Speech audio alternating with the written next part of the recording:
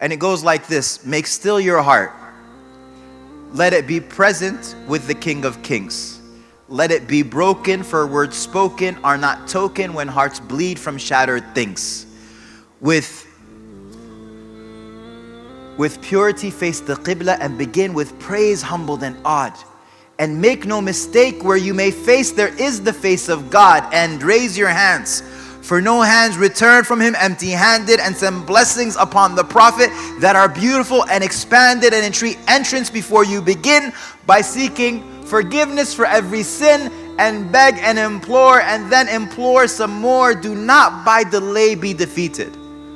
For Allah loves for asking to be repeated and entrance to be entreated, and invoke him with hope and fear, with names he holds so dear, and a charity that would proceed helps best to request proceed. And if you included phrases that won the Prophet's praises or acclaim, or the ones he said invoke God's greatest name, if you were to include all of that in your dua with excellence perfected, such a prayer would hardly ever be rejected.